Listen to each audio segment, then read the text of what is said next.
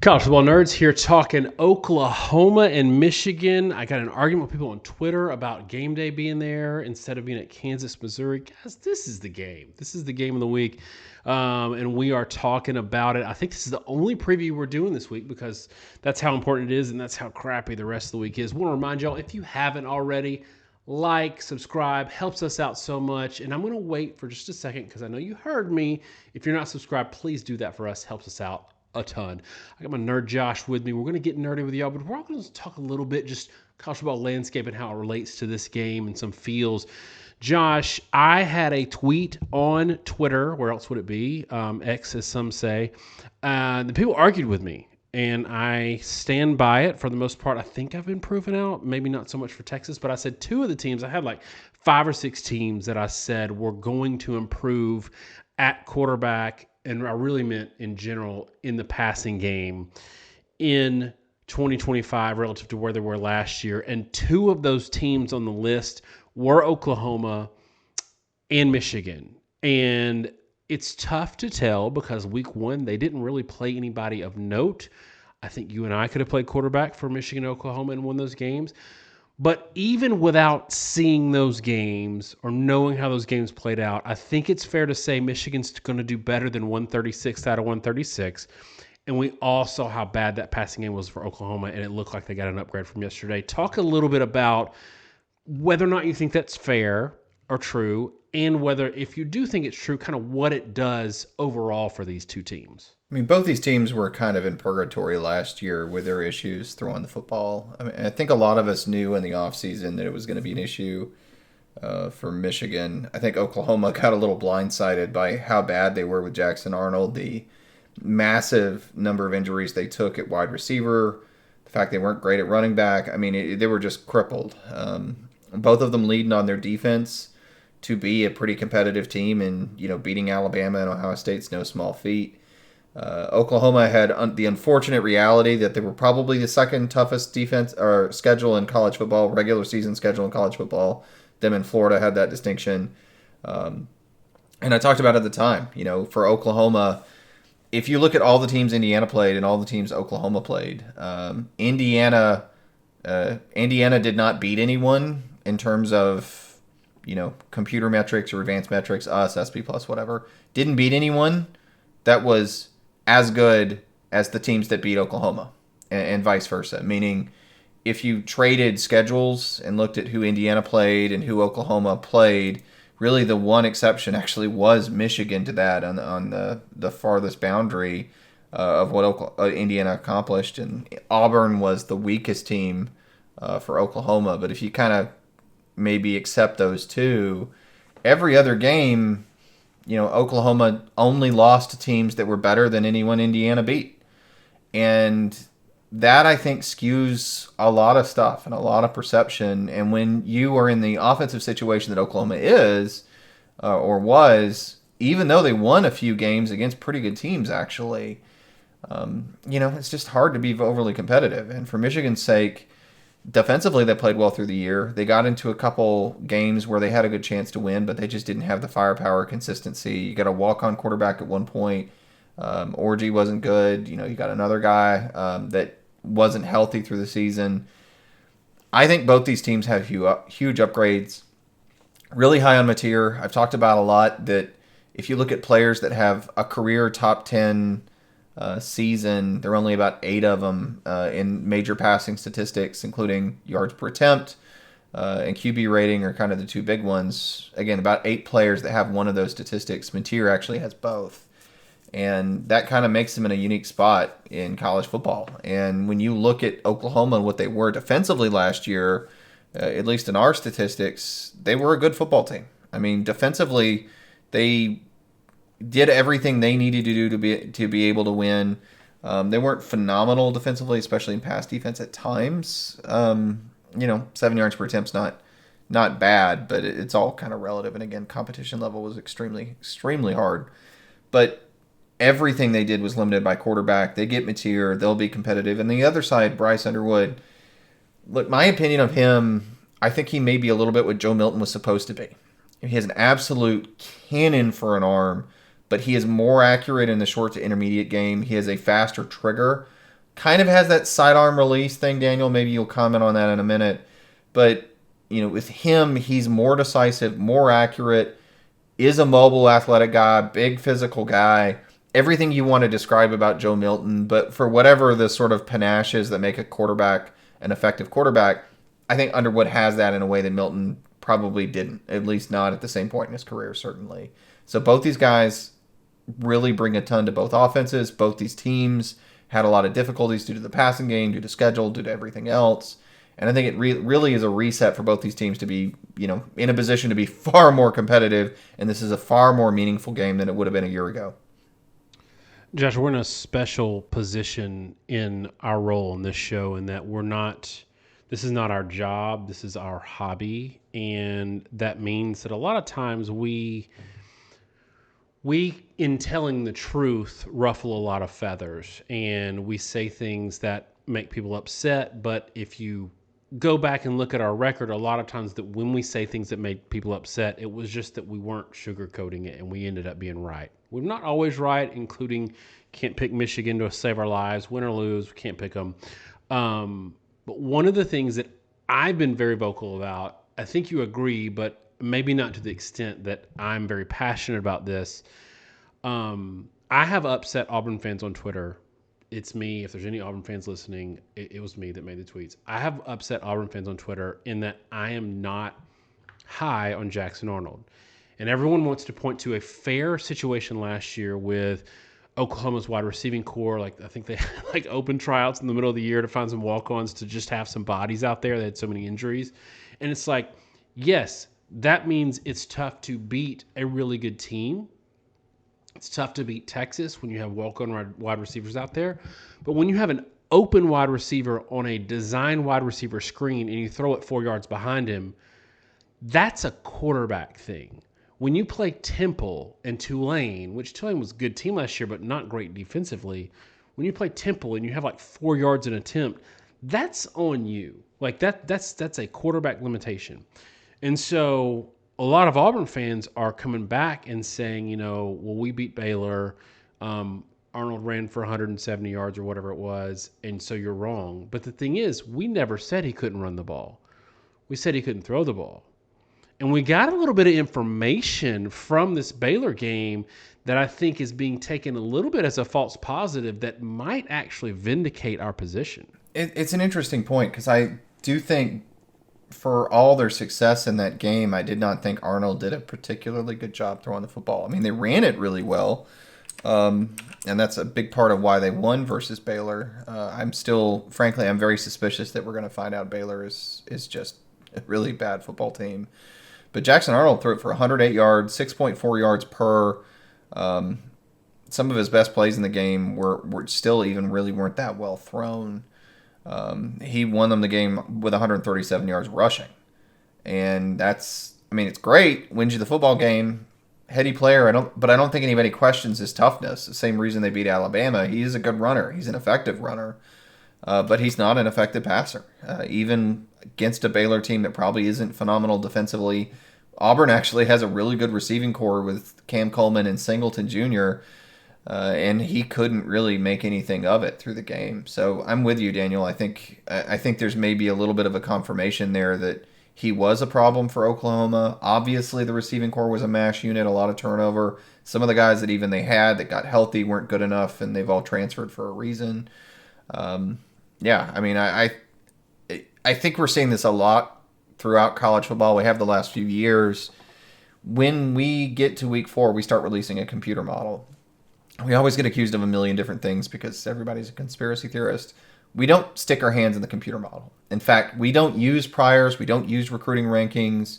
The reason for that, ironically, for everybody that thinks we're SEC homers, we really don't like the fact that tends to bring in statistics that favor certain teams over others. And yes, there's plenty of data that says if you use recruiting rankings or prior season results, your model will be more accurate in terms of mean scoring prediction, meaning what's your margin of error from scoring. Our concern with that, though, or at least my concern as somebody that did a lot of, I guess most of the math and figuring out how these models would operate, is that as a trend predictor, it's not very useful.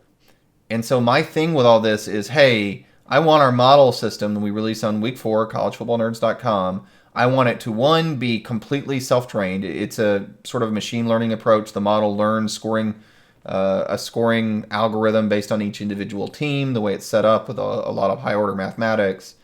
And then we look at your team within the season. We use a lot of comparative statistics. We have this versus expected statistic on our website, which will talk about how you did versus teams like rushing as compared to everybody else and how they did against that given team. And we take that across the season and create averages to have a purely opponent-adjusted statistic for each category. We do all that, and we do as much as we can to not touch it and only rely on this season's data, because we want to make sure when we look at the model, hey, I'm not bringing my own preconceptions in and saying, I think the SEC team should be better, therefore they are better, look at the model.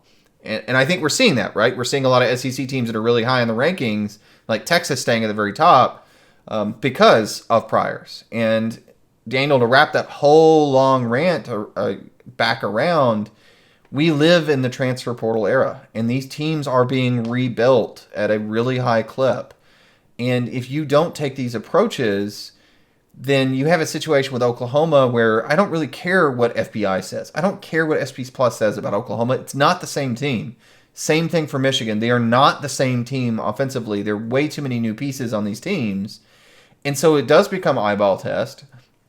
It makes it very hard for us to predict anything early in the season. I mean, we completely choked the FSU prediction along with everybody else over Alabama. But the thing is, we try to recognize the fact that we don't know what we don't know at the beginning of the season. It's true for these two teams. And Daniel, to your point, one game in with what data points we have good reason to think, yes, Oklahoma will be greatly improved. Yes, Michigan will be greatly improved. That's what matters. And, to the extent we can make a prediction off that, that's what we're going to do. So Arnold had 2 passes in that game that were 49 of his 108 yards. And they were 2 passes that went, pretty decent distance. It was a seam throw and then a throw to Cam on the right side of the field. Both throws were bad throws with wide open receivers. They were the proper read, but they were very late. And it just happened that they were so wide open that the receivers caught them anyway. You take those 2 throws off the table, for the rest of the game, he had a 3.93 yards per attempt average, which is really just getting back to what we were saying before. So I just want to say that to say, if it's true, if our hypothesis is true that quarterback and a decimated receiving core dramatically held back this Oklahoma team, then there's massive opportunities for improvement because the defense ain't going nowhere. Venables is going to put out a defense. So there's massive opportunities for improvement in a way that you don't normally have organically, even with the transfer portal. Flipping over to Michigan for a second, I want you to share some statistics quickly because you just nerded out on us a little bit. And by the way, Josh did all the math. I wrote almost all the code. So I'm also a nerd. He's not carrying all the nerd for this channel, just most of it. Josh, it's hard to gauge some things about Bryce Underwood and against people don't understand that New Mexico's defense is FCS bad. It's not just a bad G5 or G5 defense. It is FCS bad. So it's hard to glean a ton on that side of the ball. But we did learn, people are going to look at the other side of that ball and say, well, they gave up 17 points and that's bad. But actually, they weren't a terrible offensive team last year. So all in all, even though I think last year the game against Fresno was 30-10, so they had a little bit better margin. I think that was actually a much worse performance on both sides of the ball for Michigan than this game, even though it's kind of hard to glean given how bad and good New Mexico can be. Yeah, New Mexico led the country last year in yards per carry by a decent margin. They were the best rush offense probably in the country. They were also 130th in scoring defense. They were one of the worst defenses in the country. As he said, FCS bad. In some of our defensive metrics, we had them 132 out of 133. So at that level, they're probably about 20 to 30 FCS teams that actually were better defensively than New Mexico. And it does, Daniel, to make it hard to evaluate. You can look at individual players and execution. And from that perspective, I took a lot of positive away from Underwood. I already talked about, I was impressed with his mechanics, consistency, accuracy with the football in the short to intermediate game. Really, really huge arm, and that lets him do a lot of things in terms of throwing outs and hitches and making it look easy to the wide part of the field on throws a lot of guys couldn't make or would risk interceptions.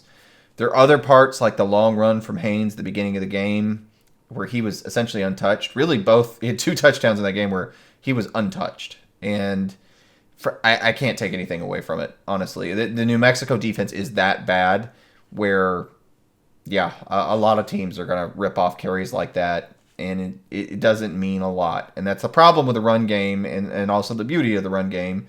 Run games are how you beat inferior teams on a consistent basis. And the reason is if you've got better athletes and you have a really good run game, you're going to be able to run the football consistently because you just got to hand the ball off. It's a lot harder to have a total off game running, and you're just going to just get yardage every single play, pop off big plays, and you'll whip somebody like New Mexico. But I was pleased with things in the passing game. I will say, as we mentioned before, both these quarterbacks do this to a certain degree, and we saw this with Arch Manning, we saw it with Sayin.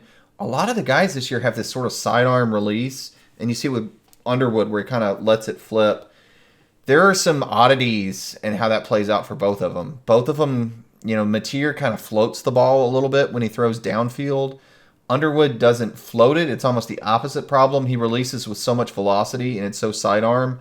When he misses little, it ends up being a big miss. And again, this is a Milton problem. I haven't seen a ton of touch on tape with him, even in the spring game. And so if he's off even a little bit, and he does miss sometimes, that ball sails way past the receiver, and it just doesn't take a lot of inaccuracy from him to be an inaccurate pass or to be a dangerous throw. And he does really trust his arm based on that tape in the New Mexico game in particular, where he put the ball in harm's way a lot. It probably is going to result in some level of turnovers. Unsurprising for a true freshman. Now, if you're Michigan, hey, you'll take it, because what they had at the quarterback position last year was bad enough that you take anything. But I certainly think he's a good quarterback. But I think as a freshman, understandably, he's maybe a little over aggressive. And I will say the way he throws the football is going to make it probably a little more turnover prone when he is over aggressive. And what I mean by that is if he misses, that ball just carries, man. It's got so much velocity. And it, again, from a placement perspective, it's hard for the receivers to adjust their hands, and it's real easy for balls to tip off and go off. So, yeah, hard to evaluate.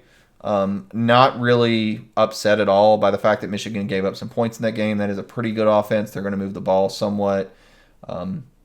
Hard to completely judge with the turnover of both sides. Turnover for Michigan defensively, turnover for New Mexico. But, all in all, Daniel, I mean, what I see from Michigan is probably going to be a much more consistent team. I agree with you that in many ways it's more encouraging than the Fresno State game where, I mean, if you really watch that game, there was a large segment where you go, okay, this is scary. Michigan doesn't have an offense. This felt more like a New Mexico team that was clawing and fighting and a Michigan team that when they wanted to put it on, could put it on. And there were plenty of encouraging signs to say, yeah, they're going to be able to score on teams that matter. And the defense is more than able to bow up when they need to. So, honestly, Daniel, at this point, I feel like we've almost exhausted everything we can say preseason. I mean, I can run down the roster and talk about, like Bowen for Oklahoma as an emerging player in the secondary. You can talk about like Mason Thomas. We can talk about the defenders for Michigan. They are what they are. I mean, these two teams are both very good.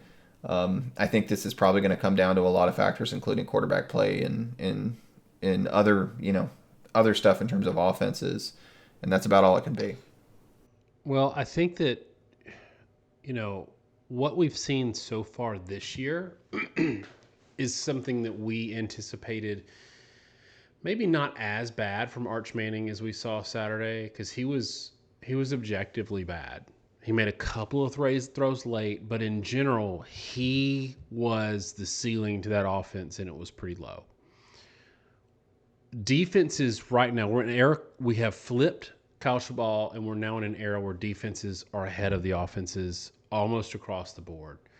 And so what we've seen so far is like CJ Carr struggling right now with Notre Dame as we record this game.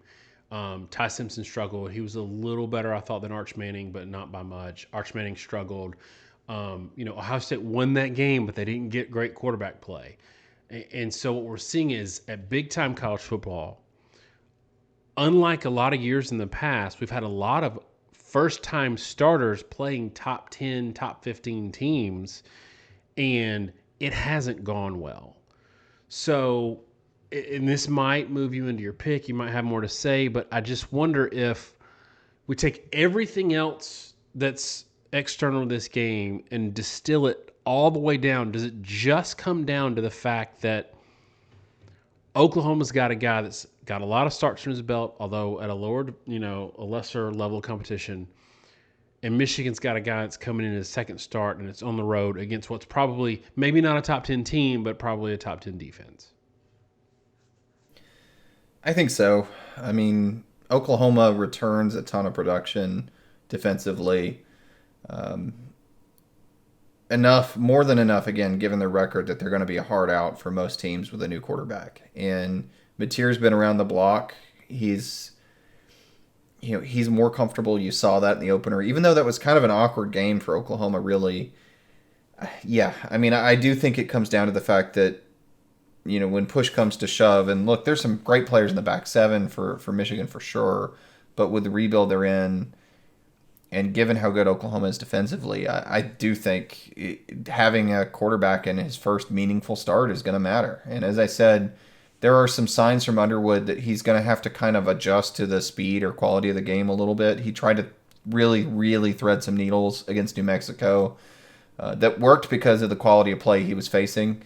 Also, another thing, Daniel, last year in particular, I took so much heat from Tennessee fans because early on in the season, I was really nitpicking Nico Iamaleava, and I was talking about, hey, I know he threw for 18 billion yards against NC State, but I was concerned about X, Y, and Z. And they're like, oh, I can't believe you're being silly. He's going to win the Heisman, blah, blah, blah. Well, that was the narrative 5 weeks in. And the issue is, for all quarterbacks, how well do they play when they're not on their spot? And if you go back and watch the New Mexico game for Michigan, Bryce Underwood was on his spot every single time. Like there was no question that he was able to set his feet and throw on time and on rhythm without any disruption. We don't know what's going to happen with Bryce Underwood. Can't throw on time and on rhythm. Any type of high talent quarterback like this, like Nico, if you let Nico do that, he will tear you apart. He is a cannon. He's super tall. He looks phenomenal. You make him move and he becomes absolutely terrible immediately. He cannot set his feet the moment he moves. He can't. I think it's because he's a long strider. But that was the thing I saw in just spurts, is the moment he moved in the pocket, the moment he had to have depth in his throws, it just fell apart. He needs to be setting his feet and driving laser beams. I saw Underwood mobile. I saw him throw on the move. He was really good. But again, all of that was in his own game and his own timing. And he's a great athlete. I get all that. We're going to see some things out of him we haven't seen so far. Given that, and given what I've seen Mateer do, I've got to put my faith in Oklahoma. I'm going to say like 24-21 Oklahoma over Michigan. And a lot of this, Daniel, is going to come down to what can they do with Bryce Underwood under pressure? How well does he respond to that as a passer, both from a processing standpoint, from a rhythm standpoint of where he throws in the progression, but also from a mechanic standpoint? He's not going to have the luxury, because Oklahoma's too good defensively, as any good team will be, to let you throw with your base planted on a consistent basis. Does that affect his mechanics? And if he tries to make these aggressive throws while he's off his spot, it's going to be more inaccurate in the way he throws the football. He's probably going to throw some interceptions. That, to me, gives Oklahoma the edge. But again, it's a lot of ifs, man. And that's all I've got, which is why I've got to talk about it that way. But I do think that's what it comes down to, is it's just so hard, and we've seen around college football, great players even in their first starts just don't play very well at quarterback for the most part. And I think this game is probably a little too much defensively for Underwood, even though I think it could very well, if they lose this game, and even if they lose by a decent margin, could be a completely different result 6-7 weeks from now. Yeah, and I think if you want to really understand what as a fan what you just said. It really, you're talking about scaling issues when you see a team that's notably worse or better how things scale. And sometimes they do and sometimes they don't. Watch Alabama this weekend. They play, I think, ULM. Ohio State's got Grambling. Texas has got San Jose State. All three of those quarterbacks that at times ran into brick walls and that offense just looked like it was wearing weighted ankle weights. They're going to be on their spot. They're going to get that New Mexico game in week 2 that Michigan got in week 1, and then it flips for Michigan. The other part of this is it's on the road. And, Oklahoma has had a couple of down years, although everybody's like, for some reason, high on Lincoln Riley at USC and down on Venables at Oklahoma. Riley took half the staff and the Heisman winning quarterback and went like 7-6 last year. I think 8 wins the year before. Venables did have a 10-win season, at Oklahoma. So it's not like he hasn't been just like a complete bum. I'm actually really high on him. Anyway, that stadium has not been rocking in a way that it's going to be rocking Saturday. And Michigan is bringing a guy that's got 1 start under his belt. I agree with you. If this game is in week 7 or 8, it might look a little bit different. I've got Oklahoma 27-20. And I will say this, Josh, and I don't know if it was just trying to get Mateer comfortable, but they couldn't run the ball versus Illinois State. And that's a little bit concerning to me. But again, it's hard to tell much from that. Oklahoma is a 5.5-point favorite. What do you think about that? Maybe more interestingly, 47.5-point over-under. Let's talk about that real quick before we wrap it up. Well, the over-under at that level, and then also I think it's a 5-point spread for Oklahoma. It's pretty consistent with their picks, which again could be completely wrong, just like Florida State and Alabama. But it's all pretty consistent. Yeah, I mean, I'm concerned with the fact that they didn't run it well. Offensively, they're trying to really get some guys in with some transfer help to try to make themselves more competitive. But as much as we talk about receivers, they haven't been very good at offensive line. And so, it is a concern that they couldn't run. But again, in these games, if you're playing with someone with a pulse, and I don't know that they really did have a pulse, it's so hard to judge because there's things you can do offensively, taking any of your pin and pull scheme out, take anything other than just pure zone blocking out of the equation, run into stack boxes, you can make yourself look bad. And a lot of teams do that intentionally because they want to make it hard on the offensive line and they want to give them hard assignments so they don't give them help. And they let them struggle in these games. So I don't know. But it does make sense that the over-under is saying it's a game in the low 20s on both sides. That's what the point spread and odds are all saying. Daniel, I will end with this because I wanted to bring it up at the end of the video.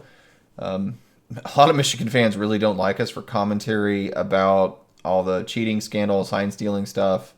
Look, we have our opinions on that. They are where they are. I'm not going to necessarily apologize for my opinions on the ruling or whatnot. But let's say this, okay? Football is football. The season started back. Off-season discussion. Daniel, I don't plan to bring this stuff up and talk about it from here on out. I just want to talk about the games and the sport. I've already publicly apologized, but I'll say it again. Like we had a tweet that was extremely poorly worded about Hendon Hooker, just trying to talk when the allegations came out about the South Carolina-Tennessee game and saying, hey, that was a game where Hendon Hooker got hurt. Came out completely wrong, like we're blaming Michigan. Even tried to put in a tweet, we're not saying we blame Michigan for the injury, but saying that just sounds worse. Horribly worded. I've apologized before. I'll apologize again. Shouldn't have said that. But, I don't have any inclination to really bring up the cheating stuff for the remainder of the year in these videos. I just want to talk about football. I want to break down the games. We hate being wrong, so even if we have been wrong a lot, and I'll say, if you actually go back the last 3 or 4 years, we broke this down last year, late last year, Daniel. We're 60% against the spread picking Michigan games, even though you guys think we're terrible at it over the last 4 years. we want to pick the games right, and we're going to treat Michigan fairly or evenly or as unbiased as we possibly can in these games. Even though we're picking Oklahoma, that's mainly just due to the unknowns on Michigan's roster, particularly the quarterback position. And it certainly won't shock me if Michigan wins it. Yeah, and I'll also add our big misses on Michigan were against Ohio State. I mean, Ohio State was favored in every one of those games. So I don't I don't like you. I mean, I'm not going to apologize for picking against Michigan. That doesn't mean I hate them. Like we actually had a great rapport with Michigan fans for years. Model did really well on them until it didn't, and you know, I, if we pick a favorite to win against another team, that does not mean we hate that team. We're actually just we're kind of Vegas numbers snobs in that regard. We're usually going to pick the favorite. The difference is where most people will pick a favorite or they'll pick against the spread. We actually give a score, which I think informs a little bit better on how, that's the conversation is how we think the game's going to go. And so no, I don't have any apologies to give in terms of picking Michigan wrong. It's just maybe kind of like LSU. They should be happy when we pick against them because it usually means they're going to win. But no, I have no ill will towards the Michigan people. I love Michigan people. Like we've had some great back and forth with them in the comments. So I hope that continues into this season. All right, y'all, let us know what you think about this game in particular. And I would be interested to know if you're picking Oklahoma in this game in the comments. Let us know if you think you would still pick them after Underwood's got 7-8 games under his belt. So would you pick Michigan if this game was in week 10 without knowing anything else? Would that change your opinion? Is it just because this is week 2 at Oklahoma? I would be curious to know that. Thanks so much, y'all. Have a great week, and God bless.